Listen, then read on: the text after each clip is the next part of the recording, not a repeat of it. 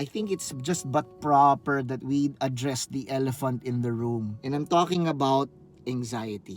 The challenge perhaps that you and I need to address today is to admit I'm going through an anxious situation. Admitting that we are in an anxious situation is not enough. That's just the first step.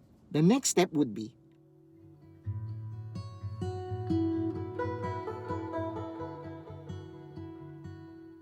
admitting that we are in an anxious situation is not enough. That's just the first step.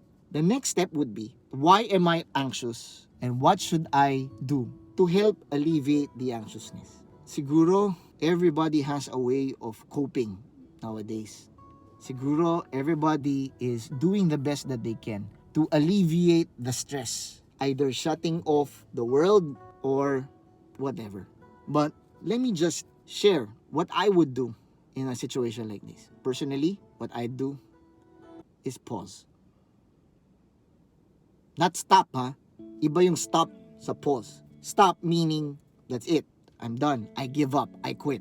But when you're in a challenge, it's not about stopping. It's about pausing. Because sometimes we need to pause. Sometimes we need to pause a while and see, what am I doing that's causing this? Or what do I need to do so that I can improve on something? Pausing is very important.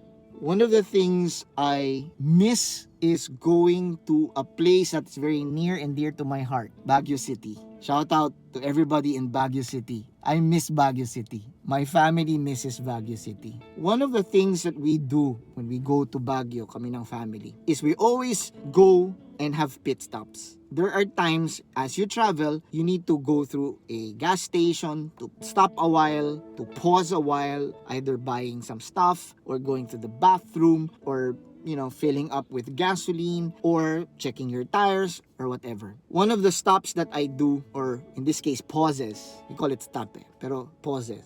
One of the pauses before going up to Baguio, I take a pause in one of these Shell stations, and it's often crowded because that's the gas station where people just go to the bathroom to buy stuff in the store to have their gas refilled. Then after that, it's about an hour drive going up to Baguio. And for us, that's something we do, not necessarily out of tradition, but it's also a way for us to pause and check, do I have enough gas? Do I have enough pressure on my tires? Are we bodily ready to go up? Because it would be very difficult to find the bathroom going up, and so on and so forth. And after we do that pause, we talk and say, okay, this is what's going to happen. This is the temperature. Is our car fine? All of that. And then we go about an hour journey going to Baguio.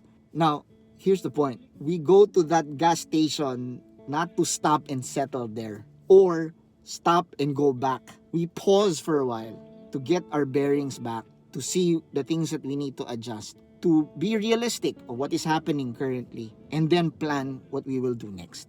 Same thing with us today. For some of us, it's already difficult. Maybe because you haven't gone through a challenge in a while, or maybe because it's just reality. There are just certain things that affect you as you go through this challenge. And if you're feeling anxious, feeling frustrated, feeling parang nothing is happening, feeling na parang, well, is this a waste of time? Maybe you need to pause. Don't stop, ha? Actually, encourage ko kayo and appreciate you also. The fact that you are on this challenge is already a feat in itself. Just continue doing it a few more times. Akala mo siguro when you were starting, hindi ka aabot sa challenge na to. So maybe a few days ago, you decided to start on a book. Ngayon, medyo parang, nakaka-challenge to Pause. Maybe you started exercising and then parang feeling mo, nakakapagod na to parang it's not going anywhere. Pause. Or other things that you have started doing in the beginning of this challenge and maybe right now the stress is just increasing. Pause. When I say pause, I don't mean to stop.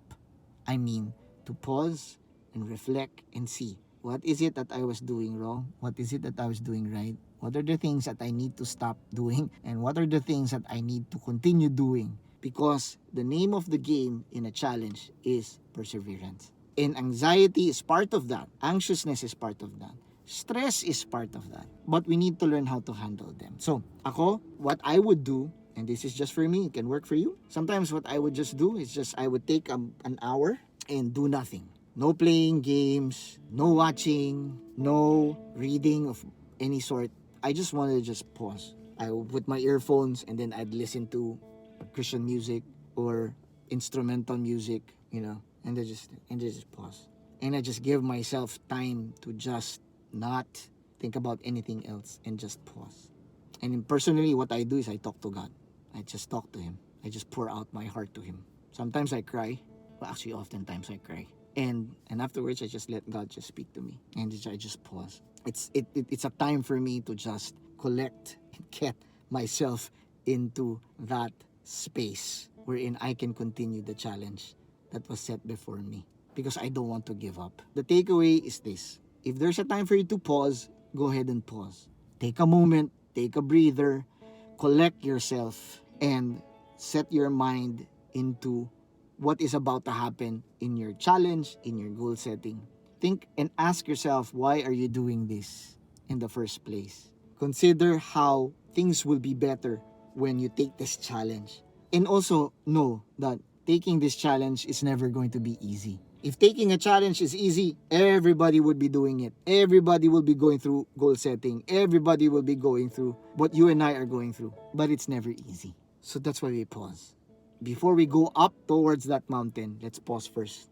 Collect ourselves, check, and then get ourselves ready for another day of journey. And as you and I journey together, let me encourage you again. Please don't give up. And I know, once you take that pause, things are going to get better afterwards. How about you? How are you addressing anxiety, stress in your life? Lalong-lalo na during this time of not just the pandemic, but during this time of this challenge. I want to hear from you. I want to learn from you. So please put it on the comment section. How do you handle anxiety? How do you handle stress in your life in a very positive way with a very positive outcome?